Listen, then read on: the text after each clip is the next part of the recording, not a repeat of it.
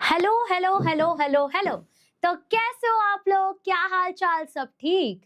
तो आज हम लोग कवर करने वाले हैं एक बहुत ही इंपॉर्टेंट चैप्टर, जिस चैप्टर का वेटेज इतना ज्यादा है कि आपके 11th स्टैंडर्ड के बोर्ड एग्जाम्स में तो पूछा ही जाएगा। साथ ही साथ में हम इसको सीईटी में भी पूछते हैं। इसके वजह से बायोमोलिक्यूल्स का सिर्फ वन शॉट ही नहीं, सिर्फ एक्सप्लेनेशन ही नहीं, बल्कि हमें उसके क्वेश्चन एंड आंसर्स भी अच्छे से याद होने चाहिए। अब काफी ज्यादा बच्चे इस चीज में कंफ्यूज है कि मैम एक बात बताइए, क्या ये क्वेश्चन आंसर्स को लर्न करना है? तो नो माय डियर फ्रेंड्स, आपको ये क्वेश्चन आंसर्स लर्न नहीं करना है। आपको इन क्वेश्चन आंसर्स के कॉन्सेप्ट को इस प्रकार समझना है कि अगर ये क्वेश्चन आपको एग्जाम में दिखे तो you can easily solve this questions. समझा? काफी बच्चे यही गलती करते हैं कि वो लर्न करने की कोशिश करते हैं। If you try to learn something तो डेफिनेटली आपका थोड़ा सा यहाँ पे प्रॉब्लम होने वाला है। आपको कोई चीज को यहाँ पे याद नहीं करनी है, समझना है। तो जब भी मैं एक्सरसाइज क्वेश्चंस डालती हूँ, मैंने देखा हार्डली 500 600 700 बच्चे देख रहे हैं। सिर्फ उतने ही व्यूज आ रहे हैं, मतलब बच्चे ही उतने देख रहे हैं। तो बेटा इवेंचुअली आपके मार्क्स फिर कमी आएंगे ना उसमें। तो let us try and focus करते हैं हम लोग कि एक्सरसाइज क्वेश्चन को कितने बढ़िया तरीके से हम समझ पाए। क्योंकि एक बार you understand the exercise question तो तुम लोगों को लर्न करने की कोई जरूरत नहीं पड़ेगी। But before watching this lecture I would recommend you कि आप लोग जाके पहले इसका वन शॉट देख लो, क्योंकि जब तक आपको एक्सप्लेनेशन नहीं समझेगा तब तक you can not move ahead with exercise question. This is Radha Chaudhary, your biology mentor, जो आप लोगों को बायोलॉजी पढ़ाने में एकदम अच्छी तरीके से हेल्प करने वाली हैं। आई मेक श्योर कि आप लोगों के 90 प्लस मार्क्स आए। बस कंडीशन ये है, जो वीडियो डाला जाए, जितना डाला जाए, जहाँ जहाँ बोला जाए आप लोगों के लिए, वो सारी चीजें आपने करनी है। ठीक है? तो let's get started with our today's session. अब बेटा आप लोग टेक्स्ट बुक खोल के बैठे हैं, ऑब्वियसली बैठे होंगे। जो जो यहाँ पे क्वेश्चंस है ना, उसके आंसर्स टेक्स्ट बुक में ही आधा टिक कर लो। ठीक है? जैसे अब देखो यहाँ पे क्या क्या दिया हुआ है। Sugar, amino acid and nucleotides unite to their respective sub units to form what. अब यहाँ पे पूछा गया कि शुगर हो गया, अमीनो एसिड हो गया, न्यूक्लियोटाइड्स हो गया, ये एक दूसरे से जाके जुड़ते हैं। क्यों? उनको ऐसा क्या बनाना है? तो बेटा चाहे आपकी बात शुगर की हो, अमीनो एसिड की हो या न्यूक्लियोटाइड्स की हो, ये सब ना माइक्रोमोलिक्यूल्स थे। ये सब क्या थे? माइक्रोमोलिक्यूल्स थे। तो जब ये माइक्रोमोलिक्यूल्स एक और माइक्रोमोलिक्यूल्स के साथ या फिर दो और तीन और या मल्टीपल और माइक्रोमोलिक्यूल्स के साथ जुड़ते हैं, तो तब जाके वो मैक्रोमोलिक्यूल्स बनाते हैं। What is macromolecule? मतलब लार्ज, जो बड़े बड़े मॉलिक्यूल्स होते हैं ना, वो बनाने का ये लोग काम करते हैं। ठीक है? तो इसलिए यहाँ पे आंसर क्या आ जाएगा बेटा? मैक्रोमोलिक्यूल्स। अब इसमें याद करने की क्या जरूरत है बताओ? You are not in 10th standard anymore कि सब जो भी साइंस की बुक है उसके पीछे जो क्वेश्चन आंसर्स दिए उसको लर्न कर लो ना। You should never do that. आप लोगों को अभी चीजें समझ के लिखनी आनी चाहिए, क्योंकि इट इज नॉट इंपॉर्टेंट कि एग्जैक्टली डिक्टो यही सेम क्वेश्चन आ जाए आपको एग्जाम में। ये क्वेश्चन ट्विस्ट करके भी आ सकता है। आपको ऐसा भी बोल सकते हैं कि इसमें से कोई मैक्रोमोलिक्यूल को आइडेंटिफाई करके दिखाओ, तो वहां पे प्रोटीन लिखा रहेगा, अमीनो एसिड लिखा रहेगा, शुगर लिखा रहेगा। तो you should be able to know the meaning of macromolecules. क्योंकि अगर आपको मैक्रोमोलिक्यूल्स का मीनिंग पता है ना, तो आपको ये फिगर आउट नहीं करना पड़ेगा कि यहाँ पे क्या आएगा, कि यहाँ पे क्या आएगा। Okay? After that we have glycosidic bond is found in what. Glycosidic bond आप कहाँ देखते हो? तो जब हम लोग न्यूक्लियोसाइड्स की बात करते हैं, तो न्यूक्लियोसाइड के अंदर में दो लोग को जोड़ने वाला जो बॉन्ड होता है ना, जो दो लोगों को जोड़ता है, उस बॉन्ड का नाम होता है बेटा ग्लाइकोसिडिक बॉन्ड। तो वहां पे आपको मल्टीपल ऑप्शंस दिए हुए हैं, तो उसमें से हम लोग यहाँ पे चूज करने वाले हैं न्यूक्लियोसाइड्स, क्योंकि न्यूक्लियोसाइड्स एक ऐसा मैक्रोमोलिक्यूल है जिसके अंदर बॉन्ड्स जो बनते हैं, जिसके अंदर जो कॉम्बिनेशन बनता है, वो बना हुआ है आपके ग्लाइकोसिडिक बॉन्ड से। ठीक है? After that we have amino acid in a polypeptide are joined by. Amino acid जब जुड़ता है तो वो क्या बनाता है? जब बहुत सारे अमीनो एसिड जुड़ते हैं बेटा, तब वो प्रोटीन बनाते हैं। तो when there is a combination of lots of amino acid, जब लॉट्स ऑफ अमीनो एसिड का कॉम्बिनेशन होता है तो वो जुड़ते हैं पेप्टाइड बॉन्ड से। ठीक है? तो तब जाके वो लोग क्या बनाते हैं? प्रोटीन। क्योंकि प्रोटीन का डेफिनेशन भी क्या है? It is a polypeptide chain of amino acid. ये क्या है? तो ये पॉलीपेप्टाइड चेन है अमीनो एसिड का। What is this? तो this is polypeptide chain of amino acid. Okay? तो अब आगे बढ़ेंगे नेक्स्ट क्वेश्चन की तरफ। नेक्स्ट क्वेश्चन बोला गया है कि लिपिड्स एसोसिएटेड मतलब का क्या होता है? एसोसिएटेड मतलब लिपिड्स जिसके साथ में है। एसोसिएटेड मतलब साथ, या तो बिलोंग करना, साथ या तो बिलोंग करना। सो लिपिड्स जिसको बिलोंग करता है, जो सेल मेम्ब्रेन के साथ बिलोंग करता है, वो कौन सा होता है? तो देखो, हम लोगों को पता है कि सेल मेम्ब्रेन जो होता है ना, 2 मेम्ब्रेन का लेयर होता है। तो ऊपर में अपने हाइड्रोफिलिक हेड होते हैं जिनको पानी से कोई प्रॉब्लम नहीं, उनको पानी से प्यार है, और नीचे में हाइड्रोफोबिक टेल प्रेजेंट होता है। ठीक है, तो इस तरीके से ये देखो, इस तरीके से कुछ यू विल फाइंड, इस तरीके से कुछ you will find. Okay okay, ये तरीके का कुछ स्ट्रक्चर होता है। तो यहाँ पे आंसर क्या आ जाएगा बेटा? तो आंसर विल बी फॉस्फोलिपिड्स। क्या आ जाएगा इसका आंसर? तो phospholipids will be the correct answer, क्योंकि हम लोग क्या बोलते हैं इसको, फॉस्फोलिपिड की बाइलेयर है। तो हम लोग ये जो लिपिड बाइलेयर बोलते हैं ना, वो एक्चुअली फॉस्फोलिपिड बाइलेयर होता है। इसलिए यहाँ पे क्वेश्चन क्या पूछा गया है, मैं आपको इजी वे में समझाती हूँ। Lipids associated with cell membrane are, मतलब ऐसा कौन सा लिपिड है जो कि सेल मेम्ब्रेन में प्रेजेंट है? तो वो है फॉस्फोलिपिड्स। समझे कौन सा लिपिड्स है? फॉस्फोलिपिड्स। नेक्स्ट क्वेश्चन है, linoleic and linoleic acids are referred as essential fatty acids because they cannot be synthesized by the body and hence must be included in the diet। ठीक है, यहाँ पे कुछ ऐसे एसिड्स के बारे में बात चल रही है जो एसिड्स हमारे शरीर के लिए बहुत ज्यादा इंपॉर्टेंट होता है, बट वो हमारा शरीर सिंथेसाइज मतलब हमारा शरीर वो खुद से नहीं बना सकता। तो जो चीज हमारे शरीर खुद से नहीं बना सकती, हमको वो बाहर से चाहिए होती है। जैसे विटामिन डी जो है वो हमारे शरीर में है, बट अगर मुझे उसको एक्टिवेट करना है, सो फॉर दैट, अगर मुझे उस चीज को एक्टिवेट करना है, तो for that I need sunlight, उसी से मेरा विटामिन डी एक्टिवेट होगा। तो जो चीज अपने पास नहीं प्रेजेंट होती है, ऐसे पास में नहीं प्रेजेंट होती है, तो उसको हम लोग को बाहर से खाना पड़ता है, डाइट में इंक्लूड करना पड़ता है। तो वैसे ही जो तुम लोगों का जो लिनोलोइक एसिड है, इसको हम लोगों को क्या करना पड़ता है? बाहर से कंज्यूम करना पड़ता है। तो जिसको हम लोग डाइट के थ्रू कंज्यूम करके अपना बैलेंस डाइट बनाते हैं, वैसे चीज को हम लोग आर्किडोनिक कहते हैं। मतलब ये ऐसा टाइप का मटेरियल हो गया जो हमारा शरीर खुद से नहीं बना पाता, खुद से सिंथेसाइज नहीं कर पाता, इसलिए वो हमको डिपेंडेंट रहना पड़ता है बाहर के फूड मटेरियल के ऊपर in order to achieve that, in order to eat that. ठीक है, अब नेक्स्ट क्वेश्चन पूछा है, haemoglobin is a type of dash protein which place indispensable part in respiration. अब पूछा गया है कि हीमोग्लोबिन कैसे टाइप का प्रोटीन है, कैसे टाइप का प्रोटीन है जो कि बहुत ज्यादा इंपॉर्टेंट, बहुत ज्यादा इंडिस्पेंसिबल, मतलब ऐसा रोल कि उसके बिना तो होगा ही नहीं रेस्पिरेशन। तो इसमें से ऐसा कौन सा टाइप का प्रोटीन है, वो क्या टाइप है उसका? तो that is conjugated protein. Conjugated protein का मतलब क्या होता है? जुड़ा हुआ प्रोटीन। ठीक है, अब उसके बाद में मतलब बॉन्ड्स होते हैं बेसिकली ये। नेक्स्ट पूछा गया है, when inorganic ions or metallic organic molecules bind to apoenzyme they together form what। तो देख, हम लोग जब एंजाइम्स के बारे में बात कर रहे थे, तो तब हमने कुछ कुछ टाइप के एंजाइम सीखे। कभी कभी एंजाइम प्रोटीन के साथ जुड़ा हुआ होता है, मतलब एंजाइम ही प्रोटीन होता है, कभी कोई सबस्ट्रेट के साथ जुड़ जाता है, कभी कभी उसके अंदर में कुछ चेंजेस आ जाते हैं, and that makes your enzyme different, इसलिए आपका एंजाइम अलग हो जाता है। तो जब ऑर्गेनिक आयंस या आप लोगों का जो मेटेलिक ऑर्गेनिक मॉलिक्यूल्स होता है वो एपोएंजाइम से मिल जाता है, तो वो क्या करते हैं? वो साथ में, वो टुगेदर फॉर्म करते हैं आप लोगों का होलो एंजाइम। क्या फॉर्म करते हैं वो लोग साथ में? तो होलो एंजाइम फॉर्म करते हैं। ठीक है, तो इसलिए यहाँ पे मैंने आंसर क्या दिया है? Holo enzyme. अगर ये टॉपिक याद नहीं आ रहा, प्लीज वन शॉट में एक बार आप एंजाइम का टॉपिक देख लेना, you will clearly understand what it is. Okay, next question we have is, in enzyme kinetics Km equals to Vmax upon 2। If Km value is lower, it indicates क्या? तो हमने ना देखा था एंजाइम एक्टिविटी का एक ग्राफ था, तो अपने को ये पता होना चाहिए कि अगर एंजाइम का एफिनिटी, अगर एंजाइम को सबस्ट्रेट से बहुत ज्यादा प्यार है, तो सबस्ट्रेट जो है ना वो जल्दी क्विक केमिकल रिएक्शन नहीं कर पाएगा। क्यों नहीं कर पाएगा? क्योंकि उसको मतलब अटैचमेंट ही इतनी ज्यादा है कोई भी अपने पार्टिकल से, कोई भी अपने सबस्ट्रेट से, कि वो उसको छोड़ने की कोशिश ही नहीं कर रहा है। तो थोड़ा सा एफिनिटी कम होना जरूरी है, तभी वो उसके प्रोसेस को स्पीड अप करके उसके लाइफ से बाहर जाएगा। Are you understanding? ओके, अब नेक्स्ट यहाँ पे तुम लोगों को कुछ फिगर दिया हुआ है और उसके हिसाब से तुमको बोला है कि ये फिगर देखो और ऑब्जर्व करके इसके ऊपर तुमको आंसर देना है। तो मैं यहाँ साइड हटती हूँ, पहले आप ये फिगर को एकदम एनालाइज कर लो।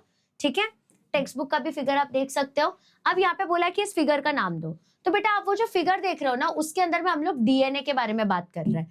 क्यों मैम डीएनए के बारे में, क्यों? क्योंकि ये पहली बार डबल स्ट्रैंडेड है, पहली चीज। दूसरा, उसका हम लोगों ने बैकबोन भी बनाया है। वी ऑल नो कि अपना जो डीएनए है वो शुगर फॉस्फेट का उसका बैकबोन होता है। उसके पास बेस पेयर्स होते हैं जो कि होता है adenine, thymine, guanine and cytosine. अब उनके अंदर में double bond and triple bond ऐसा टाइप का प्रेजेंट होता है। And also they have sugar phosphate का बैकबोन एज वेल। कैसा बैकबोन है उनके पास? तो शुगर फॉस्फेट का बैकबोन भी है। तो बेसिकली आपका डीएनए जो है वो इनकम्प्लीट होगा अगर उसके अंदर में शुगर फॉस्फेट ना प्रेजेंट हो और बेस पेयर्स ना प्रेजेंट हो तो। ओके, तो ये रहे आपके बेसिस वगैरह। नाउ इसलिए मैंने क्या लिखा कि ये जो भी फिगर है ये बेसिकली रिप्रेजेंट कर रहा है डबल स्ट्रैंडेड डीएनए का structure. And now will move ahead and will understand कि कौन सा टाइप का बॉन्ड है। Name the type of bond which was shown in the arrow structure. अब वो जो एरो, ये जो स्ट्रक्चर दिखाया था एरो का स्ट्रक्चर, बेटा ये क्वेश्चंस ना 4 मार्क्स के इसमें आते हैं। मतलब आपको एक डायग्राम दिखा देंगे और उसके ऊपर बोलेंगे फटाफट से बता दो इसके अंदर क्या क्या आएगा, क्या क्या नहीं आएगा। ओके, तो बेटा ये रहा आप लोगों का ये जो एरो वाला आप स्ट्रक्चर देख रहे हो यहाँ पे, ये रहा वो आपका एरो वाला स्ट्रक्चर। और यहाँ पे तुमको बताना है कि भाई कौन सा बॉन्ड शो किया जा रहा है ना। तो देखो, the arrow indicates the hydrogen bond. क्या इंडिकेट कर रहा है? Hydrogen bond. मतलब देखो, जो आप लोगों के ए और टी के बीच में, जो आप लोगों के जी और सी के बीच में, मैं बोल रहा हूँ ना ये डबल बॉन्ड है, ये ट्रिपल बॉन्ड है, बट किस चीज का बॉन्ड है ये? तो बेटा ये सारे जो है ना ये हाइड्रोजन बॉन्ड्स में आते हैं। ये सारे कौन से बॉन्ड में आते हैं बेटा जी? तो ये सारे के सारे हाइड्रोजन बॉन्ड्स में आते हैं। अब अगर आप लोगों को फुल मार्क्स चाहिए तो इसके लिए मैंने एडिशनल पॉइंट भी डाला हुआ है। बीच बीच में मैंने ये पीपीटी में वैसी चीजें ऐड की that if you want full marks, मतलब बिल्कुल मार्क्स नहीं कटे, तो फिर आप लोगों को ये पॉइंट्स लिखने पड़ेंगे। जैसे देखो, हाइड्रोजन बॉन्ड जो है वो कैसे फॉर्म हो रहा है? तो वो कॉम्प्लीमेंट्री नाइट्रोजनस बेसिस के साथ फॉर्म होता है। कॉम्प्लीमेंट्री, अब जैसे कि मैं बोलूं ऐसा कि oh my God, Anushka literally compliments Virat Kohli, मतलब वो उसके साथ बहुत जचती है। तो कॉम्प्लीमेंट्री मतलब जचना, मैच करना। तो एडेनाइन के साथ डीएनए में हमेशा थाइमीन ही जचेगा, गुआनाइन के साथ डीएनए में हमेशा साइटोसिन ही जचेगा। आरएनए में सिनेरियो अलग हो जाता है। एडेनाइन जो है वो यूरासिल के साथ जचता है, गुआनाइन जो है वो साइटोसिन के साथ जचता है। ठीक है, तो एग्जैक्टली वही चीज थोड़ा सा अपने को डिस्क्राइब करके लिखना है यहाँ पे, सो दैट आपके मार्क्स वार्क्स ना कटे। अब नेक्स्ट क्वेश्चन बोला गया, मतलब उसी का पार्ट है 1 1 2, इस तरीके का आपका मार्क्स डिस्ट्रीब्यूशन हो सकता है इसमें। तो यहाँ पे you need to explain DNA का स्ट्रक्चर, है ना। तो देखो, डीएनए के पास 2 एंटी पैरेलल पॉलीन्यूक्लियोटाइड स्ट्रैंड्स होता है। एंटी पैरेलल क्यों? क्योंकि जब एक स्ट्रैंड 3' चलता है तो दूसरा जो स्ट्रैंड है वो 5' चलता है। ये देखो, दूसरा स्ट्रैंड जो है वो 5' चलता है, मतलब एग्जैक्ट अपोजिट चलता है ना, उल्टा उल्टा चलता है। तो डीएनए के पास 2 एंटी पैरेलल पॉलीन्यूक्लियोटाइड के चेन्स प्रेजेंट होते हैं जो कि एक दूसरे से ऐसे कॉइल्ड रहता है। आप देख रहे हो यहाँ पे कैसा कॉइल्ड है, वैसा कॉइल्ड रहता है, सो दैट वो डबल हेलिक्स बना पाए। डबल हेलिक्स मतलब ऐसा सर्कुलर स्ट्रक्चर बना पाए। तो हर न्यूक्लियोटाइड जो है ना वो किस चीज से बना हुआ है? तो वो बना हुआ है डीऑक्सीराइबोज शुगर से, साथ साथ में फॉस्फेट ग्रुप से और एक नाइट्रोजनस बेस से बना हुआ है। ठीक है, फिर जो शुगर और फॉस्फेट के ग्रुप्स है ना वो बेसिकली डीएनए का बैकबोन बनाते हैं, जो कि मैंने आपको ऑलरेडी डायग्राम में दिखाया था। तो शुगर और फॉस्फेट के बॉन्ड ही मिलके क्या करते हैं? बैकबोन बनाते हैं डीएनए का। ओके, अब जो नाइट्रोजनस बेसिस है ना वो एक दूसरे से अटैच रहते हैं और ऐसा लगता है जैसे शुगर मॉलिक्यूल से अटैच है, because they are actually attach to the sugar molecule. फिर एडेनाइन जो है वो जाके थाइमाइन के साथ पेयर करेगा, मतलब A is in double bond with T. फिर गुआनाइन जो है वो साइटोसिन के साथ पेयर करेगा ट्रिपल बॉन्ड में। ठीक है, अब यहाँ पे ये दोनों जो है एक दूसरे से बॉन्ड कर रहे हैं, बट ये बॉन्ड कराने का काम कौन कर रहा है? तो हाइड्रोजन जो है वो अपना हाथ यहाँ पे डालता है और वो हेल्प करता है ये बॉन्डिंग वॉन्डिंग में। Okay, now next will move ahead. यहाँ पे बोला गया है what are the building blocks of life. कौन सी बिल्डिंग ब्लॉक्स है लाइफ की? तो देखो, जो बेसिक यूनिट होती है जो कंबाइन करती है कॉम्प्लेक्स बायोमोलिक्यूल्स को, उसको ही हम लोग कहते हैं कि भाई ये बेसिक बिल्डिंग ब्लॉक है लाइफ का। अब जैसे कि अगर मुझे कोई बिल्डिंग खड़ी करनी है तो सबसे पहले बेस बनता है ना। एंड विदाउट दैट बेस वो पूरा बिल्डिंग जो है ना वो वीक होता है। इसलिए जो भी अच्छा बिल्डर होता है, जिसको लोगों की सच में फिक्र होती है, वो सबसे मैक्सिमम टाइम वो बेस बनाने में डालता है। जैसे आपको भी, जब मैं आपका सेशन लेने वाली थी उस सबके पहले मैंने आप लोगों के कुछ बेसिक्स वाले लेक्चर लिए हैं, क्योंकि अगर तुम्हारा बेस वीक है तो तुम कुछ आगे नहीं कर पाओगे। सिंपल सा बात है, कोई कितना भी कुछ कह ले। लोग मतलब 12th में जाने के बाद लोग कहते हैं यार 11th का भूल जाओ, क्या ही फर्क पड़ता है। No, it is important. That is the only reason कि मैंने आप लोगों के लिए 2 वीडियो बनाए, एक 11th स्टैंडर्ड के लिए बनाया हुआ है और एक 12th के लिए बनाया। 12th वालों को तो 11th का भी देखना है, 12th का भी देखना है। क्यों? बिकॉज उससे तुम्हारा बेस इंप्रूव होते जाएगा, समझे? अब इसके बाद में कौन से बेसिक बिल्डिंग ब्लॉक्स है कि इसके बिना तो भाई बायोमोलिक्यूल्स बन ही नहीं सकता। तो पहला हो गया आपका मोनोसैकेराइड्स। मोनो का मतलब सिंगल सैकेराइड्स के ग्रुप है। तो बेटा मोनोसैकेराइड जो है, इसके ही मदद से आप लोग कार्बोहाइड्रेट्स बनाते हो। क्या बनाते हो? कार्बोहाइड्रेट्स बनाते हो। अब बेटा अमीनो एसिड, जब अर्थ इवॉल्व ही हो रहा था, जब अर्थ जस्ट बन ही रहा था, तब भी जब सबसे पहले अमीनो एसिड से प्रोटीन बना था और उससे एंजाइम बना, तब जाके आज हम यहाँ तक एग्जिस्ट कर रहे हैं। तो अमीनो एसिड तो भाई अपने पूरे संसार का बिल्डिंग ब्लॉक बनता है। न्यूक्लियोटाइड्स का बात करूं तो न्यूक्लियोटाइड्स जो है ये ऐसे पेयर्स है जिसके वजह से डीएनए, आरएनए, ये सारी चीजें बनती है। And then we have fatty acid and glycerol जो कि लिपिड्स के बिल्डिंग ब्लॉक कहलाते हैं। ठीक है, नाउ विल मूव अहेड और हम बात करने वाले पेप्टाइड बॉन्ड के बारे में।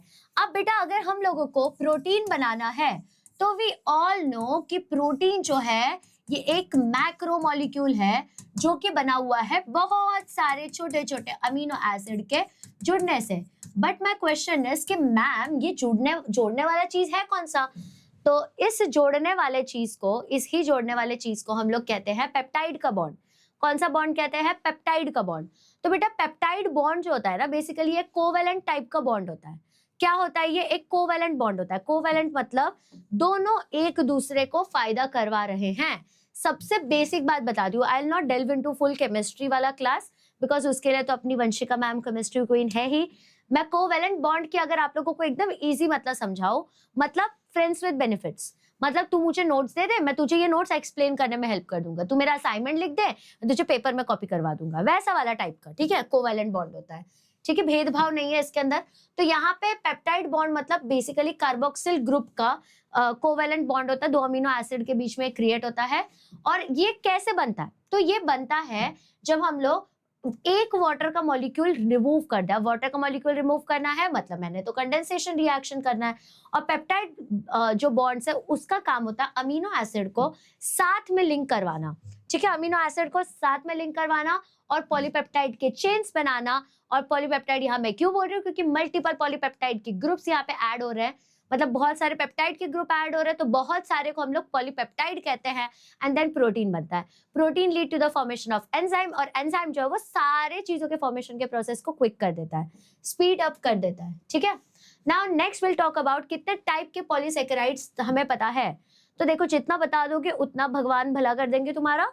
तो पॉलीसेकेराइड्स देखो मेनली तो 2 टाइप्स के होते हैं। पहला होता है स्टोरेज पॉलीसेकेराइड। स्टोरेज मतलब मैम, मतलब ये ऐसे पॉलीसेकेराइड्स है जो कि आपको चीजें स्टोर करने में हेल्प करेंगे। प्लांट्स में भी चीजें स्टोर होती है, एनिमल्स में भी। प्लांट्स खाना स्टोर करता है और एनिमल्स जो है वो भी खाना स्टोर करते हैं बट खुद के लिए। प्लांट्स भी खुद के लिए करता है बट हम लालची, हम उसको खुद ही खा जाते हैं। ठीक है, कोई बात नहीं है। तो जैसे कि अगर मैं प्लांट्स की बात करूं तो प्लांट स्टार्च के फॉर्म में फूड स्टोर करके रखता है और एनिमल्स जो है वो ग्लाइकोजन के फॉर्म में फूड स्टोर करके रखता है। ठीक है, अब will talk about structural polysaccharide. Structural polysaccharide का मतलब होता है ऐसा पॉलीसेकेराइड जो कि स्ट्रक्चर प्रोवाइड करे। ठीक है, इसका एग्जांपल हो जाएगा सेल्यूलोज। तो बेटा प्लांट का सेल वॉल जो है वो सेल्यूलोज के हेल्प से स्ट्रक्चर प्रोवाइड करता है।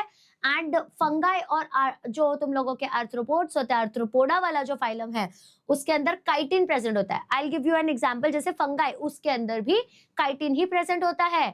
जैसे कि आप लोग अभी कॉकरोच का बात करो तो उसका जो अपीयरेंस होता है ऊपर का वो शाइनी होता है, और जब जब शाइनी अपीयरेंस देखोगे बेटा काइटिन से बना हुआ है वो, है ना। अब नेक्स्ट विल टॉक अबाउट क्या इंपॉर्टेंस है आप लोगों के कार्बोहाइड्रेट्स का, क्यों हम लोग कार्बोहाइड्रेट्स को इतना भाव दे रहे हैं। तो बेटा कार्बोहाइड्रेट्स एक मैक्रो मॉलिक्यूल है, मैक्रो न्यूट्रिएंट है, यानी कि मुझे वो ज्यादा क्वांटिटी में चाहिए होता है, उसके बिना मैं सरवाइव नहीं कर सकती। I need it in a good quantity. तो बेसिकली इट मीन्स कि ये प्राइमरी सोर्स है मेरे एनर्जी का, इसके थ्रू ही मुझे एनर्जी मिलने वाली है। और ये क्या करता है? ये स्टोरेज फूड की तरह हेल्प करता है अपने को। मतलब कि आप लोगों को कार्बोहाइड्रेट खाना जरूरी होता है, क्योंकि अगर कार्बोहाइड्रेट नहीं खाओगे तो तुम्हारा बॉडी मतलब स्टोर क्या करेगा, और स्टोर करना तो जरूरी है, क्योंकि if our body is not storing anything, तो जैसे ही अगर हम लोग फास्टिंग पे चले गए तो हम लोग एकदम से फेंट हो जाएंगे, मतलब इट्स लाइक कि खत्म, पूरा खत्म। तो अपना बॉडी ना कुछ कुछ चीजें स्टोर करके रखता है, जैसे कि फैट स्टोर करके रखता है कि इन केस ये बंदा फास्टिंग पे गया या इसको खाना नहीं मिला तो वो फैट्स कंज्यूम हम कर लेंगे। It is like a saving, ठीक है। अब बेटा ये इंपॉर्टेंट स्ट्रक्चरल कंपोनेंट्स होते हैं, क्योंकि जैसे सेल्यूलोज हो गया, काइटिन हो गया, ये आपके सेल को, ये आपके बॉडी को एक स्ट्रक्चर प्रोवाइड करता है, ठीक है। और राइबोस, और अगर मैं डीऑक्सी शुगर की बात करूं तो ये भी कार्बोहाइड्रेट का पार्ट है और ये सबसे इंपॉर्टेंट कंपोनेंट है आपके आरएनए और डीएनए के अंदर। साथ ही साथ ये हमको सेल रिकॉग्नाइज करने में और कम्युनिकेट करने में भी हेल्प करता है। सेल रिकॉग्नाइज मतलब अगर कार्बोहाइड्रेट्स तुम्हारे शरीर में नहीं है तो जो तुम्हारा सेल है वो ये पहचान ही नहीं पाएगा कि ये जो सामने वाला सेल है वो हमारे लिए यूजफुल है कि हार्मफुल है। अब अपना सेल का क्या डिफेंस मैकेनिज्म होता है, वो ये मेक श्योर करते हैं कि जो सामने वाला सेल है वो हमारे बॉडी का अगर नहीं है तो हम उसको फेंक डालेंगे, हम उसको रखेंगे ही नहीं। तो उसको ये होता है सेल रिकॉग्नाइज करा, मतलब वो तभी रिकॉग्नाइज कर पाएगा जब उसको नॉलेज हो, जब वो ये आइडेंटिफाई कर पाए कौन सा फॉरेन सेल है, कौन सा फॉरेन सेल नहीं है, ठीक है। एंड साथ ही साथ में कम्युनिकेट करने में भी हेल्प करता है। What do we mean by communication? अब सेल का बाहर का ये स्ट्रक्चर प्रोवाइड करा है, इट मीन्स बाहर में ये प्रेजेंट है।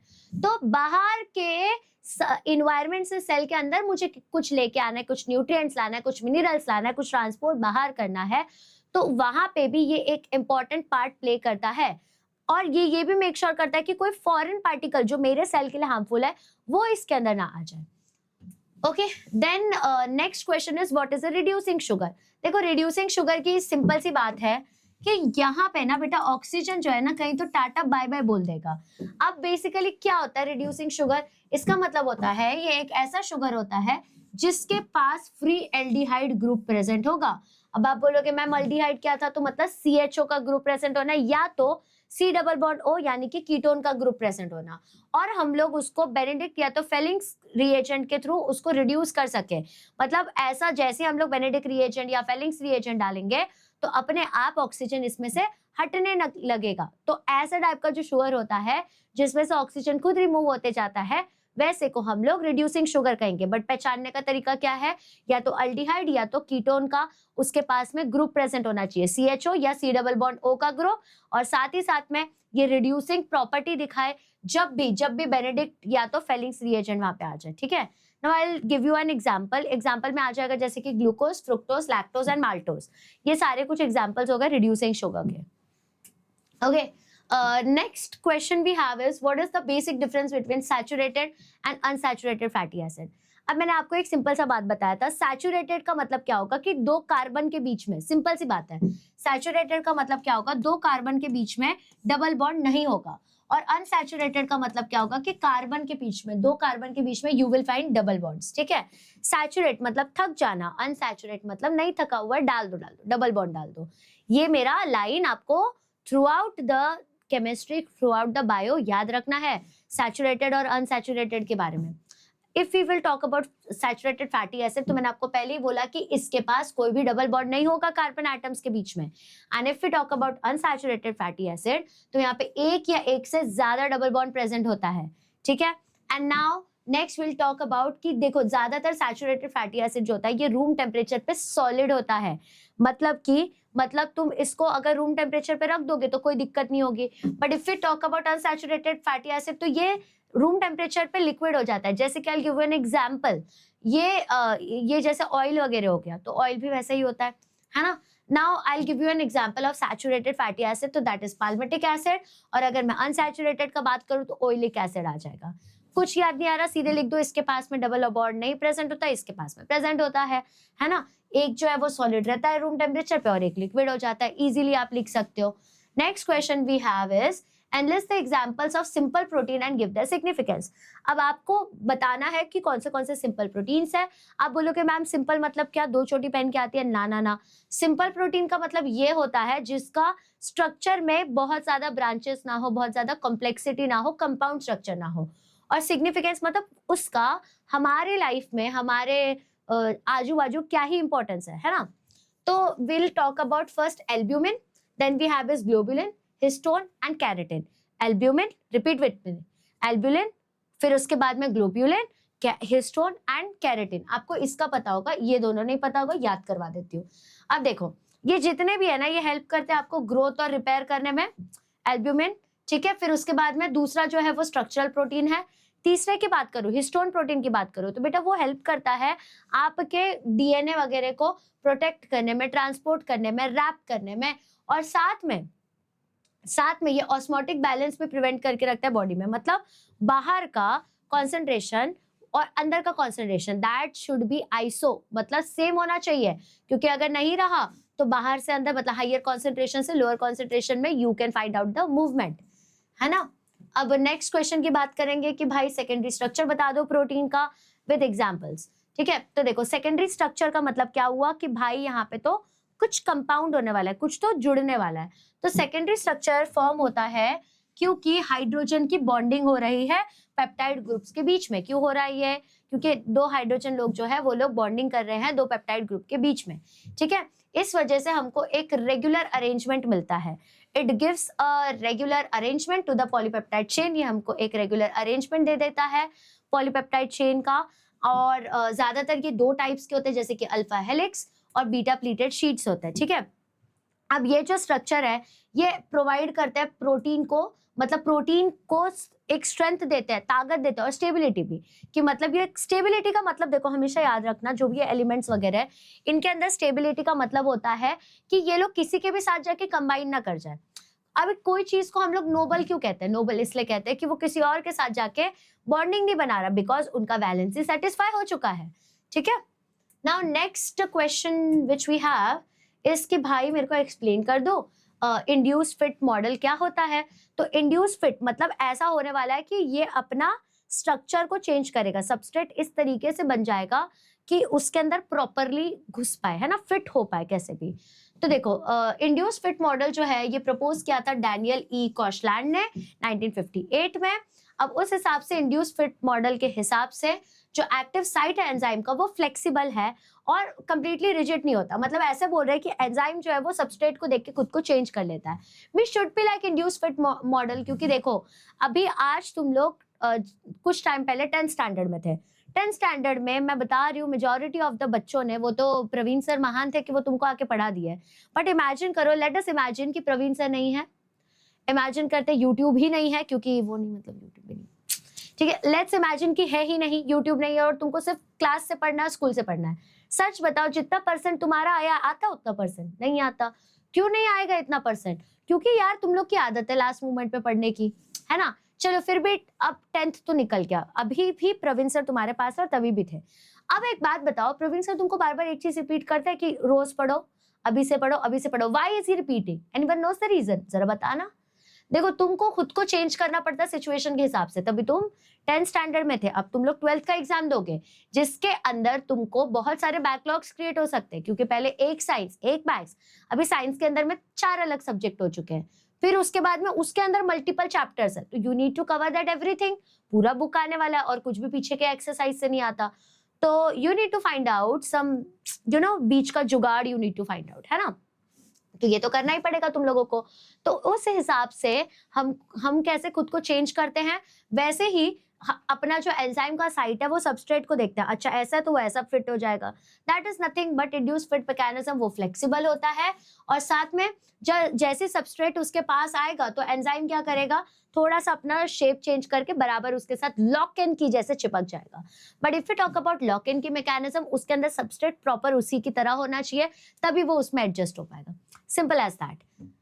Now next we have is what is RNA? List the types of RNA. सबसे easiest question, RNA is ribonucleic acid, single stranded होता है। और कौन से टाइप के RNA है आपके पास में? तो you will say mRNA, rRNA, tRNA है अपने पास में। rRNA is ribosomal RNA, mRNA is messenger RNA, tRNA is transfer RNA. Also we can specify कि अपने RNA के अंदर में कुछ पेयर्स होते हैं, बेस पेयर्स होते हैं जो कि DNA से डिफर करते हैं। जैसे डीएनए में we have is ATGC, adenine, thymine, guanine, cytosine, but in RNA we have AUGC यानी कि adenine, uracil, guanine, cytosine. Got it? Now will move ahead. हमने तो ये देख ही लिया कौन से टाइप के आरएनए हैं। Next question is what is metabolic pool. Now metabolic pool जो है, मैंने आपको पहले ही बताया था, ये बड़ा इंपॉर्टेंट क्वेश्चन में आता है बेटा। ये क्वेश्चन बहुत बार एग्जाम में भी पूछा जा चुका है। मुझे पानी पीने दो, फिर I explain you what is it.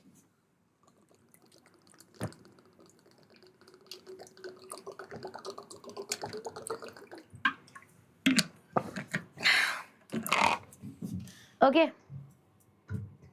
Late me explain you क्या होता है मेटाबॉलिक पूल।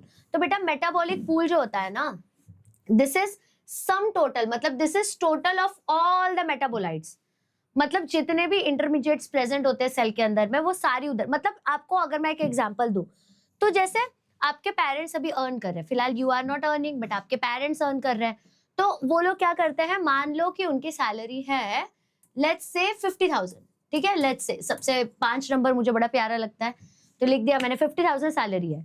तो उसमें वो क्या करेंगे, राशन को अलग से निकाल के रख देंगे। मान लो 10,000 में आपका राशन हो गया, एकदम इमेजिनरी नंबर्स ले रही हूँ मैं बट ठीक है, मान लो 10,000 में आपका राशन हो गया, ठीक है। फिर उसके लिए बाद में 5,000 जो है उन्होंने रिमूव कर दिया आपके एजुकेशन वगैरह के लिए। मान लो 10,000 जो है उन्होंने आपके लोन वगैरह के लिए रिमूव कर दिया, ठीक है। उसके बाद में ये सारी चीजें हो गई। फिर आपके डैड को ट्रैवल भी करना पड़ता है ना, ट्रैवल भी करना पड़ता है, तो उन्होंने 5,000 उसके लिए रिमूव कर दिया, ट्रैवल, कैंटीन से खाना वगैरह ये सब के लिए। तो अब आपके पास कितना रह गया, सिर्फ 30,000 स्पेंड हो चुका है। तो बाकी का जो 20,000 बच गया, बाकी का जो 20,000 बच गया, उस 20,000 को वो क्या करते हैं, अपने सेविंग्स में डाल देते हैं। अब मान लो आप कॉलेज जाते हो और कॉलेज में आपको बोला कि आप लोगों को 2,000 रुपीज देना और एक सर्टिफिकेट कोर्स आपको मिलेगा जिससे आपको जॉब वॉब में बहुत आसानी पड़ेगी। तो your parents being such sweeties, they what they will do, अपने सेविंग में से आपको 2,000 निकाल के दे देंगे। बट जो बच गया वो इसमें ही रह गया ना, जो बच गया वो किस में रह जाता है, सेविंग्स में रह जाता है।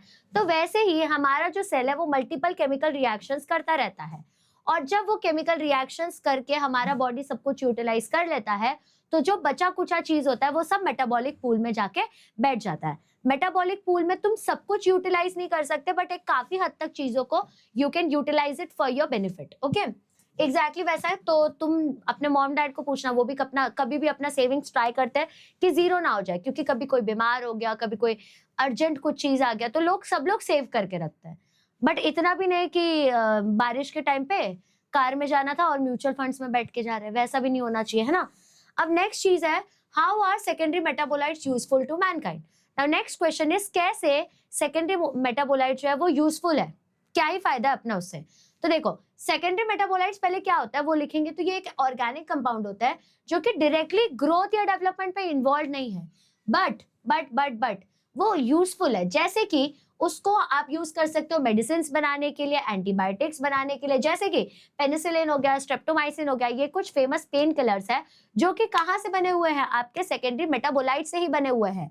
नेक्स्ट, इसको फ्लेवर्स के लिए, परफ्यूम्स के लिए, डाइस, फूड एडिक्टिव, ये सब के लिए भी बनाया जाता है। अब फूड एडिक्टिव क्या होता है, जैसे कि वाइन का वो जो एक टिपिकल टेस्ट आता है ना, जिस वजह से उसका फ्लेवर एनरिच हो जाता है। तुम कैसे रिलेट कर रहे हो, तुमने थोड़ी पिया हुआ है, मतलब पिया तो मैंने भी नहीं है, बट वो जो एक टिपिकल टेस्ट आता है ना, that is because of food additive. उसके वजह से उस चीज का जो टेस्ट है वो इम्प्रोवाइज हो जाता है।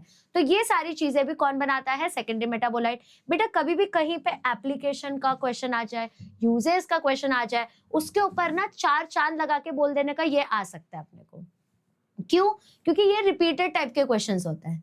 ओके, अब कुछ सेकेंडरी मेटाबोलाइट जो है उसको तुम इंसेक्टिसाइड, पेस्टिसाइड्स की तरह भी यूज करते हो, ठीक है। इसको आप लोग रबर, रेजिन्स और कुछ एसेंशियल ऑयल्स की प्रिपरेशन में भी यूज करते हो, ठीक है।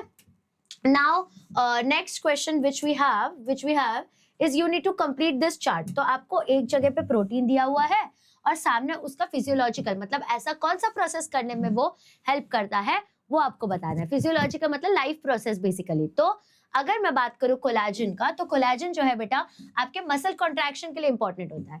इसलिए आपने सुना होगा जो हीरो हीरोइंस है वो लोग कोलाजन के शॉट्स डालते हैं, वो लोग कोलाजन फेस पे अप्लाई करते हैं, क्योंकि अभी देखो आप अपना फेस पास से देखोगे ना, तो ये जो ऐसे बम्पी बम्पी लग रहा है ना, this is healthy skin. But जब अपनी एज होते जाती है ना, ये जो ऐसे ऐसे लगता है ना, ये क्यूट क्यूट सा लगता है ना, वहाँ रिंकल्स आ जाते हैं। But that can be boosted if you have a good collagen का नंबर। कोरियंस जो है वो ज्यादातर अपने स्किन केयर में कोलाजन का ही फोकस करते हैं। Next we have is actin and myosin. Actin और मायोसिन जो होता है ये मसल के कॉन्ट्रैक्शन के लिए, ये भी मसल के कॉन्ट्रैक्शन के लिए रिस्पॉन्सिबल होता है। Next we have is immunoglobin. Immunoglobin जो होता है ये इम्यूनिटी को मतलब प्रोवाइड करता है। बेसिकली अगर मतलब हम हमारे शरीर को रेडी करता है कोई भी डिजीज वगैरह से फाइट करने के लिए by giving proper immunity, so that हमारे पास वैसा मेमोरी आ जाए and we can fight. Next we have is fibrinogen. Fibrinogen जो होता है ये ब्लड क्लॉटिंग के लिए यूज होता है, ठीक है। मतलब बेसिकली ये क्या करता है, मेश लाइक अपीयरेंस क्रिएट करता है। फॉर एग्जाम्पल यहाँ पे अगर मुझे चोट लग गई तो फिर धीरे धीरे वो जो मेरा ब्लड है वो क्या हो जाता है, ब्लड का वो मेरा ब्लड सूख जाता है। और अगर मेरा ब्लड सूख गया, अगर मेरा ब्लड सूख गया तो उससे क्या फायदा होगा, उससे मेरी ब्लीडिंग जो है वहीं के वहीं रुक जाएगी। मेरी ब्लीडिंग का क्या हो गया, वहीं के वहीं रुक गई है वो। तो वो जो खून सुखाने का काम करता है ना, वो एक एंजाइम करता है जिसका नाम फिब्रिनोजेन है, ठीक है। Now next this is the basic structure basically. अब मैं आपको कुछ और क्वेश्चंस पूछूंगी। वो जो फिगर मैंने दिखाया एक बार फिर से ये फिगर देख लो, मैं साइड हटती हूँ। क्या बोला मैंने, पॉलीपेप्टाइड है, यहाँ पे ऑक्सीडेशन रिडक्शन हो रहा है। ये फिगर पूरा ध्यान से देख लो। I will move this side and then will talk about some good questions. Okay, now let us talk about some good questions. इसके ऊपर भी क्वेश्चन आता है। जब भी फिगर देके आपको क्वेश्चन पूछा जाए ना, समझ लो 3-4 मार्क्स के क्वेश्चन तो यही सॉर्ट हो जाने वाले हैं, ठीक है। अब यहाँ पे बोला गया है जैसे name the type of bond form between two polypeptide. दो पॉलीपेप्टाइड के बीच में क्या बॉन्ड बनता है, तो यहाँ पे अगर आप देखोगे तो दो पॉलीपेप्टाइड के बीच में कौन सा बॉन्ड बन रहा है, SS का डबल बॉन्ड बन रहा है, यानी कि इसको हम लोग डाइसल्फाइड बॉन्ड बोलते हैं। SS sulphide but 2 bar sulphide है, इसलिए हम लोग उसको डाइसल्फाइड का बॉन्ड बोलते हैं। Next question which we have is which amino acid is involved in the formation of such bond. कौन सा अमीनो एसिड ऐसे टाइप के चीजों के फॉर्मेशन में इन्वॉल्व है, ठीक है। तो यहाँ पे सिस्टीन अमीनो एसिड जो है वो इन्वॉल्व होता है। तो अब वहां पे जितने भी अपन को अमीनो एसिड दिखाए गए हैं, स्ट्रक्चर 1, स्ट्रक्चर 2, स्ट्रक्चर 3, स्ट्रक्चर 4, उन सब में पूछा गया है कि कौन सा लेवल इंक्लूड करता है वो सारे बॉन्ड्स। तो देखो टर्शरी स्ट्रक्चर मतलब लेवल 3 का बॉन्ड हो गया।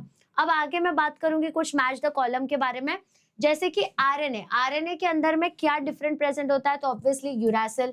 याम प्लांट जो होता है वो एंटी इनफर्टिलिटी पिल होता है, मतलब बेसिकली जो कॉन्ट्रासेप्टिव पिल होता है ना, उसके एलिमेंट्स प्रेजेंट होते हैं नेचुरली एग्जिस्टिंग याम प्लांट के अंदर। Next we have is Koshland. Koshland जो होता है ये इंड्यूस फिट मॉडल उसने दिया था। उसने क्या कहा था कि एंजाइम का जो साइट होता है सबस्ट्रेट को देख के खुद को चेंज करता है, खुद के शेप को चेंज करता है। इट मीन्स कि वो एक तरीके से रिस्पॉन्सिबल है वहां पे सब कुछ दिखाने के लिए। Next we have is omega 3 का फैटी एसिड। तो ओमेगा 3 फैटी एसिड आपको फ्लैक्स सीड्स में से मिलेगा। Omega 3 fatty acid is very important for your body, for your digestion, for your good skin, for your good hair. तो flax seed खाना चाहिए। तुमको पता होगा यार, तुमने पानी में डाल के लोग पीते रहते, उससे हाइड्रेशन भी मेंटेन रहती है। Next we have is sucrase, so that is hydrolase वाला फॉर्म। ओके, नाउ नेक्स्ट यहाँ तो मैंने डाल रखा है किसका क्या आंसर है। अब आगे देखो कुछ लॉन्ग आंसर के क्वेश्चंस है, बस होने ही वाला है। लॉन्ग आंसर के क्वेश्चंस की बात करूं तो पूछा गया है what are biomolecules, explain the building blocks of life. I will tell you कैसे इसमें मार्क्स डिवाइड होगा, ठीक है। तो यहाँ पे ये 1 मार्क्स का है और ये 2 मार्क्स का है। या तो अगर एग्जामिनर खड़ूस है तो वो इसको 1 मार्क्स देगा और इसको 1 मार्क्स देगा, मतलब या तो 2 मार्क्स का या तो 3 मार्क्स का बन सकता है। बट जब भी फिगर बेस्ड क्वेश्चन आए कि observe this figure and answer the following questions, तो उस सिनेरियो में always you will find out कि जितने भी क्वेश्चंस बन रहे हैं आप लोगों के, वो सारे क्वेश्चंस उसी चीज के बेस पे बन रहे हैं। तो आपको 2 to 3 मार्क्स का उसके मतलब 3 to 4 मार्क्स का उसके ऊपर वेटेज होता है। बोर्ड एग्जाम में भी वैसे ही पूछा जाता है। Now let's move back to the question. Biomolecules क्या होता है, तो ये ऑर्गेनिक कंपाउंड है जो कि लिविंग ऑर्गेनिज्म के अंदर प्रेजेंट होता है। अब बेटा ये बहुत ज्यादा इसेंशियल यानी कि ये इंपॉर्टेंट होता है स्ट्रक्चर के लिए, ग्रोथ के लिए और फंक्शन, मतलब सेल्स मेरा प्रॉपर फंक्शन कर पाए उस चीज के लिए। अब बेटा ये बिल्डिंग ब्लॉक्स है लाइफ के, यानी कि मोनोसैकेराइड्स की बात करूं तो ये तो बेटा कार्बोहाइड्रेट का बिल्डिंग ब्लॉक हो गया। अमीनो एसिड का बात करूं तो ये प्रोटीन का बिल्डिंग ब्लॉक हो गया। अगर मैं न्यूक्लियोटाइड्स का बात करूं तो ये बिल्डिंग ब्लॉक हो गया न्यूक्लिक एसिड का, डीएनए और आरएनए की बात चल रही है।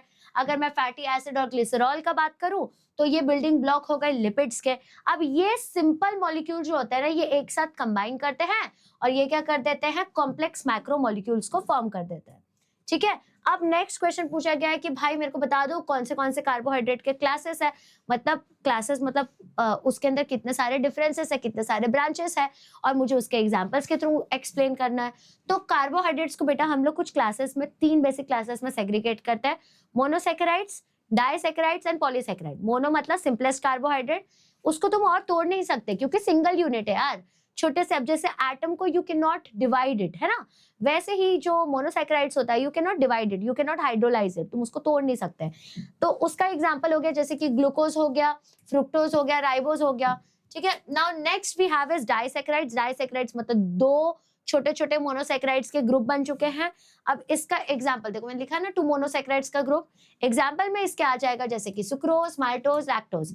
अब पॉलीसैकेराइड्स का बात करूं तो ये बना हुआ है बहुत सारे मोनोसैकेराइड्स है, and we have example as starch, glycogen, cellulose and chitin. तुम डाइसैकेराइड्स और पॉलीसैकेराइड्स को तोड़ सकते हो because they have a bigger group, ठीक है। Now next question, describe the type of lipids and mention their biological significance।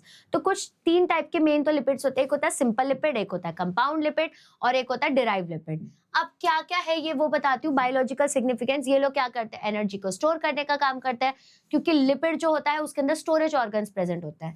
Also वो cell membrane बनाते हैं, और जो सेल मेम्ब्रेन बनाने के लिए लिपिड यूज होता है, ये एक इंपॉर्टेंट एमसीक्यू क्वेश्चन है, उसको हम लोग फॉस्फोलिपिड करते हैं। अब ये क्या करता है बेटा, ये इंसुलेशन प्रोवाइड करता है और प्रोटेक्शन प्रोवाइड करता है। इंसुलेशन मतलब कोई चीज को लीक नहीं होने देता, और प्रोटेक्शन मतलब प्रोटेक्ट करने का काम करेगा सेल को। साथ में अभी ऑब्वियसली सेल मेम्ब्रेन है, what it will do, it will protect the cell, right, fair enough. साथ में ये फैट सोल्यूबल विटामिन को, मतलब फैट सोल्यूबल विटामिन मतलब ऐसे विटामिन जो कि फैट्स में भी डिसॉल्व हो सकते हैं, कुछ होते हैं वाटर सोल्यूबल विटामिन, ठीक है।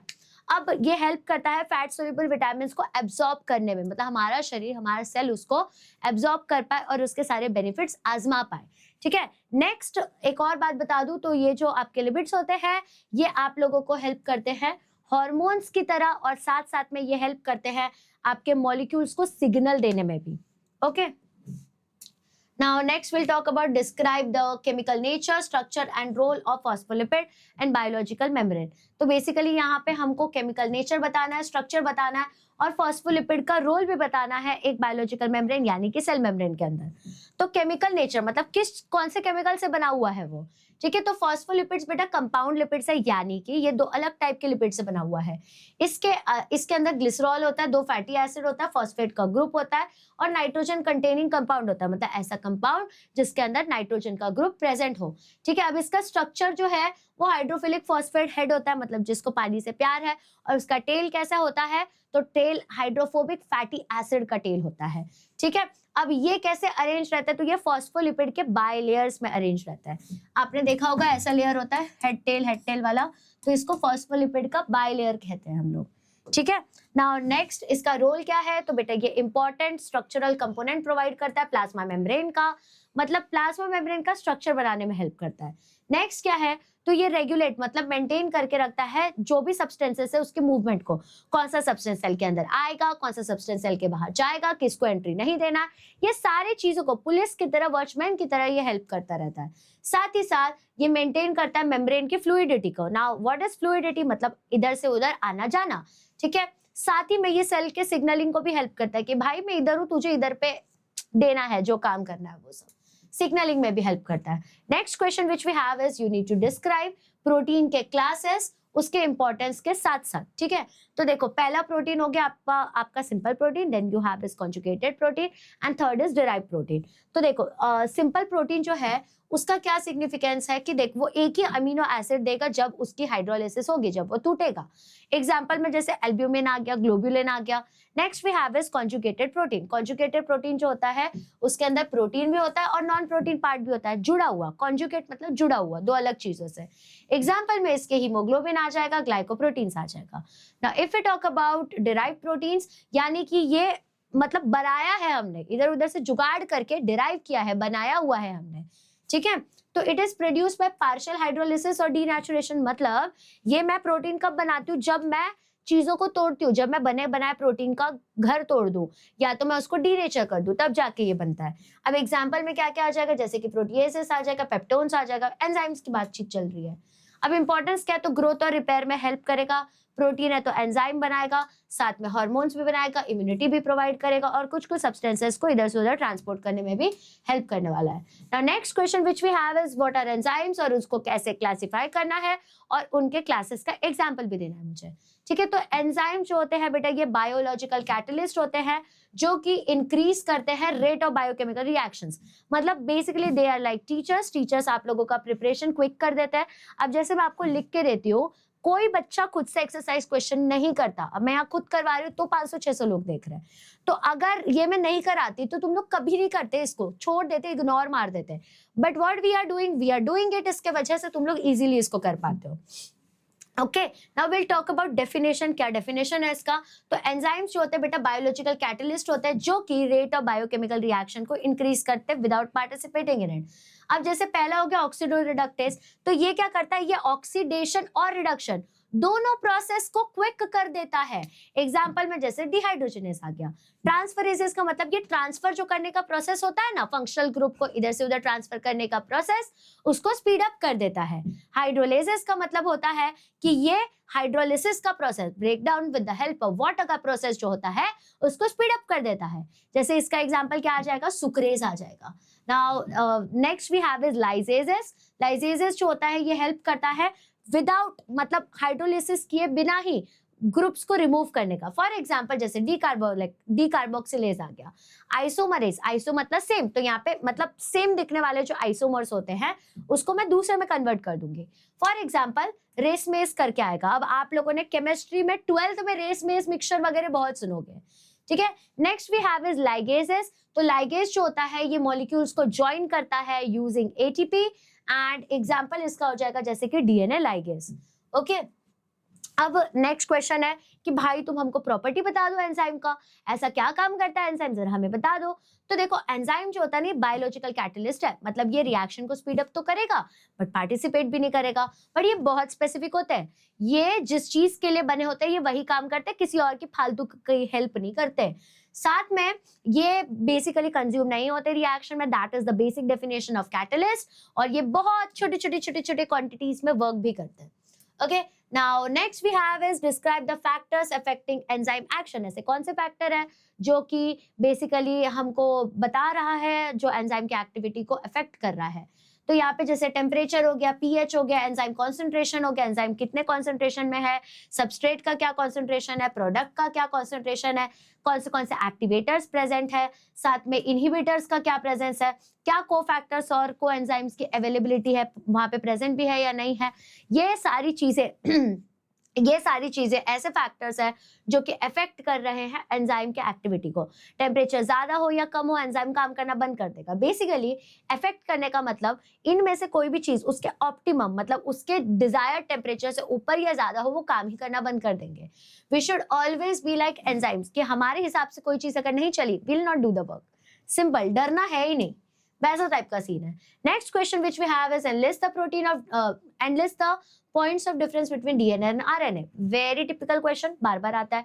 डीएनए की सिंपल बात है कि डीएनए के पास डीऑक्सीराइबोस शुगर है और आरएनए के पास राइबोस शुगर है। नाइट्रोजनस बेसिस का डिफरेंस बता दो, डीएनए के पास एटीजीसी है, आरएनए के पास एयूजीसी है। डीएनए डबल स्ट्रैंडेड है, आरएनए सिंगल स्ट्रैंडेड है। डीएनए को आप ज्यादातर न्यूक्लियस में, माइटोकॉन्ड्रिया में और क्लोरोप्लास्ट में देखोगे, बट अगर आप आरएनए की बात करो तो आप न्यूक्लियस और साइटोप्लाज्म में देखोगे, वो भी राइबोसोम्स में ज्यादातर देखोगे। साथ ही साथ अपना डीएनए जो है वो स्टोर भी करता है और ट्रांसमिट भी करता है जितने भी जेनेटिक इंफॉर्मेशन है उसको। And if we talk about RNA, तो ये एक इंपॉर्टेंट रोल प्ले करता है प्रोटीन के प्रोडक्शन में, प्रोटीन के सिंथेसिस में। Okay, now will move ahead. अब मैं आपको एक्सप्लेन करने वाली हूँ टाइप्स ऑफ आरएनए, और मैं आपको ये भी बताने वाली हूँ कि कितने टाइप के क्या क्या आरएनए है। ठीक है, तो देखो आरएनए मतलब ये एक सबसे इंपॉर्टेंट न्यूक्लिक एसिड है। अगर ये नहीं होगा तो देखो ना कोई म्यूटेशन होगा ना कुछ होगा, और ये हेल्प भी करता है जेनेटिक इंफॉर्मेशन में। अब आपको एक मस्त बात बताती हूँ, पहले के टाइम पे यू मस्ट बी थिंकिंग कि डीएनए ही सबसे पहले बना, बट नो, जब इवोल्यूशन की बारी चल रही थी तो सबसे पहले हमारे पास जो है वो आरएनए आया था, क्योंकि RNA has the ability to do quick mutation, quick variation. But when we got confirmed कि यस यही सारी चीजें चीजें एज ए जेनेटिक मटेरियल अपने सेल के अंदर होनी चाहिए, उस टाइम दे डिसाइडेड, उस टाइम उन्होंने क्या डिसाइड किया कि नहीं, अब डीएनए हमारा जेनेटिक मटेरियल होगा, so that we can store this information for a longer run. ठीक है, अब इसके प्राइमरी टाइप्स की बात करूं तो जैसे messenger RNA, ribosomal RNA, transfer RNA, एक एक करके उसका मतलब समझते हैं। मैसेंजर आरएनए जो है ये एक्ट करता है मैसेंजर की तरह जब वो जेनेटिक इंफॉर्मेशन को लेके जाता है। अब देखो, अपने डीएनए के पास सारी इंफॉर्मेशन होती है बट वो न्यूक्लियस के बाहर नहीं आ सकता और अपना प्रोटीन प्रोडक्शन ही साइटोप्लाज्म में होता है। तो how to figure this out? तो अब हम लोग क्या करेंगे, हम लोग बैठेंगे शांति से और एमआरएनए बना देंगे, तो वो उसका मैसेज आकर ट्रांसमिट करेगा, बट उसका मैसेज तो वो पढ़ ही नहीं पाएगा।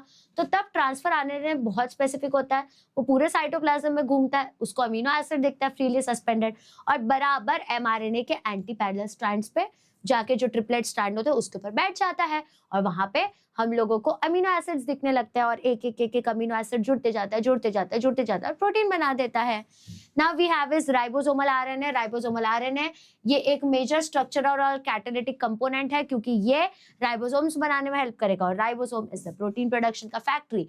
तो ये तीनों चीजें मिलके प्रोटीन सिंथेसिस करने में आपकी हेल्प करेंगे। नाउ नेक्स्ट क्वेश्चन इज कि क्या होता है मेटाबॉलिज्म और कैसे मेटाबॉलिक पूल फॉर्म होता है। तो देखो, मेटाबॉलिज्म मतलब एक सेल में जितने भी केमिकल रिएक्शंस हो रहे हैं उसको हम लोग मेटाबॉलिज्म कहते हैं, मतलब जितने बायोकेमिकल रिएक्शंस हो रहे हैं। बट वो बायोकेमिकल रिएक्शंस के बाद हमें जो भी चीजें मिल रही है वो चीजें यूटिलाइज होने के बाद जो बच गया, मतलब सेविंग्स वाला जो पार्ट है, वो एक मेटाबॉलिक पूल होता है, जो कि सेल या आई वुड से हमारा बॉडी सेव करके रखता है फॉर फर्दर सारी चीजें। तो यहाँ पे क्या होता है, तो ये लोग जो भी चीजें बच गई तुम लोगों की उसको उठाते हैं और उसको उठा के अपने सेविंग्स में यानी कि मेटाबॉलिक पूल में डाल देता है। अब मेटाबॉलिक पूल जो है उसके अंदर में एनाबॉलिज्म कैटाबॉलिज्म दोनों हो रखा है, क्योंकि मेटाबॉलिज्म जो है it is a combination of two sub reactions, that is anabolism and catabolism. Let me explain you what is anabolism and what is catabolism. तो बेटा अगर मैं एनाबॉलिज्म के बारे में बात करूं तो एनाबॉलिज्म का मतलब क्या होता है, मान लो चल पहले कैटाबॉलिज्म देखती हूँ या एनाबॉलिज्म में। ठीक है, चलो मान लो मैंने अमीनो एसिड के पॉलीपेप्टाइड के चेन बनाए, तो ये जो अमीनो एसिड के पॉलीपेप्टाइड चेन्स है ना, this will lead to the formation of protein. ये क्या कर देगा बेटा जी, ये प्रोटीन बना देगा। एंड अगर मैंने इसी प्रोटीन के पॉलीपेप्टाइड चेन को तोड़ दिया तो what I get amino acid. मतलब पहले वाले में मैंने चीजें बनाई, तो चीजें बनाने को हम लोग कहेंगे एनाबॉलिज्म, और यहाँ पे मैंने चीजें तोड़ दी तो इसको हम लोग क्या कहेंगे, इसको will call it as catabolism.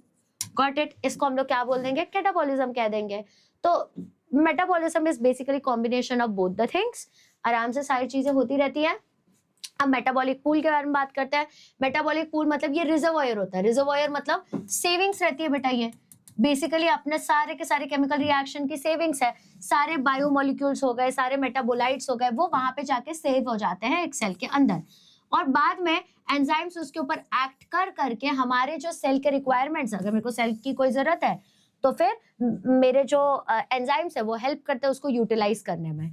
ठीक है, मेटाबॉलिक पूल जो है वो कैटाबॉलिक प्रोसेसेस की वजह से बनता है, क्योंकि चीजें टूट रही है तो जाके वहीं पे जमा हो जाती है। ठीक है, अब जैसे कि पहला जो हो रहा है वो ग्लाइकोलिसिस है। What is glycolysis? ग्लाइकोलिसिस का मतलब होता है ग्लूकोज का ब्रेकडाउन। अब आप बोलोगे मैम ग्लूकोज का ब्रेकडाउन हो कैसे रहा है? ठीक है, तो ग्लूकोज का ब्रेकडाउन इसलिए हो रहा है क्योंकि हम लोग यहाँ पे सेल्यूलर रेस्पिरेशन कर रहे हैं। Now you must be thinking ma'am cellular respiration क्या है? तो सेल्यूलर रेस्पिरेशन का मतलब होता है कि जब हम सांस ले रहे हैं तो ऑक्सीजन अंदर आता है, और oxygen has a ability to break things, वो लोगों के घर तोड़ता है, और जब जब किसी का घर टूटेगा तब तब अपने को एनर्जी मिलेगा, दैट इज एटीपी। कभी कभी एटीपी भी मिलते हैं और कभी कभी इनडायरेक्ट एनर्जीज भी मिलते हैं। तो ग्लाइकोलिसिस के थ्रू होता है, क्रेब साइकिल के थ्रू होता है। What is Krebs cycle? तो जो अपना सिट्रिक एसिड है वो सब अपने को यहाँ पे देखने को मिलेगा।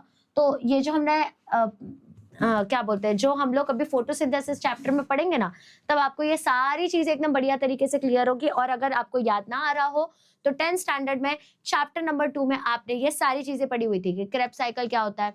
अब देखो, पहले ग्लाइकोलिसिस होता है, उसके बाद में बीच का साइकिल होता है जिससे हम माइटोकॉन्ड्रिया के मैट्रिक्स पे घुस पाए, अंदर घुस पाए, and then we have a Krebs cycle जो कि आपके माइटोकॉन्ड्रिया में होता है, और फिर उसके बाद में हम लोग ईटीसी करते हैं, इलेक्ट्रॉन ट्रांसफर चेन। वहां पे क्या होता है, जितने भी आपने डायरेक्ट एनर्जी इनडायरेक्ट एनर्जी जमा किया वो सब वहां पे डायरेक्ट एनर्जी में कन्वर्ट हो जाता है। अगर आपने एरोबिक रेस्पिरेशन किया है तो आपके हाथ में क्या आ जाएगा, आपके हाथ में आ जाएगा 38 molecules of ATP. But since you have done anaerobic respiration तो 38 मॉलिक्यूल्स ऑफ एटीपी नहीं बल्कि 2 मॉलिक्यूल्स ऑफ एटीपी मिलेगा आपको। ओके, ऐसी सब चीजें हैं। Now next we will talk about कि अगर डबल स्ट्रैंडेड डीएनए 14% साइटोसिन उसके पास है तो कितना percentage of adenine, thymine and guanine उसके पास होगा। ठीक है, तो देखो क्वेश्चन में क्या दिया, यस बेटा ऐसे क्वेश्चंस भी आते हैं एंड पीपल से बायो तो बहुत इजी है, बायो में तो कुछ भी दिमाग नहीं लगता है, तो बेटा जरा क्वेश्चन सॉल्व करके देखो, यू विल अंडरस्टैंड कितना दिमाग लगता है। ठीक है, तो साइटोसिन जो है यहाँ पे बेटा वो 14% है। तो शारगाफ्स रूल के हिसाब से क्या होता है, शारगाफ्स रूल के हिसाब से कि दोनों सेम है ना, जो अपना दोनों होगा वो सेम होने वाला है, ATGC मतलब ये दोनों इक्वल होने वाला है। तो अगर अगर अगर मेरा साइटोसिन 14 है तो मेरा ग्वानाइन भी कितना होगा, 14 होगा, तो दिस विल बी 28%। अब रिमेनिंग कितना बच गया, अभी देखो मैं तुमको एकदम बढ़िया तरीके से सॉल्व करके देती हूँ।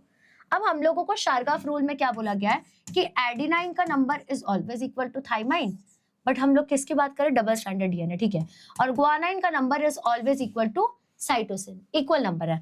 इसमें हम लोगों को बोल दिया कि साइटोसिन जो है वो 14% है। तो बेटा अगर साइटोसिन 14% है तो ग्वानाइन भी 14% होगा। ठीक है, अब मेरे को ये पता है कि इन चारों को मिला के 100% होता है, इन चारों को मिला के 100% होगा। तो अब मुझे क्या लिखना पता है, A plus T plus 14 plus 14 equals to 100। तो what will get, A plus T plus 28 equals to 100। यहाँ भेज दो, A plus T equals to 100 minus 28, 8 minus 10 2 आ जाएगा, ये हो गया आप लोगों का 9, 9 माइनस 2 7, और ये तो 0 हो गया, तो 72। A plus T is 72। अब मुझे पता है इक्वल इक्वल होगा, तो व्हाट आई विल डू, मैंने 72 को डिवाइड कर देना है 2 से, 2 3 6, फिर उसके बाद में 2 4 12, मतलब A जो है दैट इज 34% और T जो है दैट इज 34%। तो यू गॉट द आंसर कि एडिनाइन जो है दैट इज 34%, थाइमाइन जो है दैट इज 34%, ग्वानाइन जो है that is 14% and cytosine is 14%। ठीक है, आई नो आप लोग ये एकदम बढ़िया तड़ाके फड़ाके तरीके से करोगे, ये तभी आता है जब आप लोग कॉन्सेप्ट की क्लैरिटी बहुत अच्छी हो। ठीक है, तो ये क्वेश्चन करके रखना है आपको एकदम बढ़िया तरीके से। ठीक है, एकदम बढ़िया बढ़िया तरीके से ही करना है।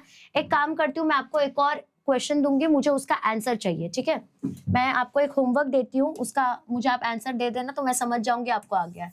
So what is the question, screenshot ले लेना, मैं साइड हट जाऊंगी। आपको क्वेश्चन क्या दिया जा रहा है कि थाइमाइन जो है इट इज 32%। ठीक है, बोला गया है थाइमाइन इज 32%। तो you need to find A, G and C। ठीक है, आपको ये फाइंड करना है, या तो रुको मैं इसको थोड़ा सा और कॉम्प्लिकेट कर देती हूँ। ठीक है, मैं थोड़ा सा और कॉम्प्लिकेट कर देती हूँ। T छोड़ो, क्यों कॉम्प्लिकेट करना, पहली बार देख रहे हो ना। You need to find G and C। अब आप लोग क्या करोगे, आपको मुझे बताना पड़ेगा ये कितना परसेंट है, ये कितना परसेंट है, ये कितना परसेंट है। तो आप ले लो स्क्रीनशॉट और मुझे कमेंट करके बताना इसका क्या आंसर है, जैसे देख के हो जाए फटाके से बताना है। ठीक है, बिल्कुल लेट वेट नहीं करना है। अब नेक्स्ट बोला गया है भाई बता दो, नामकरण कर दो। यहाँ पे एक क्वेश्चन दिया गया, the term that describes all the chemical reactions taking place in an organism, उसको हम क्या कहते हैं। ऐसा कौन सा टर्मिनोलॉजी है जो ये बता रहा है कि एक सेल के अंदर में जितने केमिकल रिएक्शंस हो रहे हैं उसको हम क्या कहते हैं, तो दैट इज मेटाबॉलिज्म। क्योंकि चाहे चीजें बन रही हैं चाहे चीजें टूट रही है, that comes under metabolism only. तो बेसिकली आपके सेल के अंदर जितने बायोकेमिकल रिएक्शन हो रहे हैं that is called as metabolism. Next we have is the form in which carbohydrate is transported in plant. ऐसा कौन सा फॉर्म है जिसमें कार्बोहाइड्रेट ट्रांसपोर्ट हो रहा है प्लांट के अंदर? तो इसका आंसर आ जाएगा सुक्रोज, सुक्रोज के फॉर्म में होता है। Next question, the reagent use for testing reducing sugar, ऐसा कौन सा रिएजेंट है जो हम लोग यूज करते हैं रिड्यूसिंग शुगर को टेस्ट करने के लिए?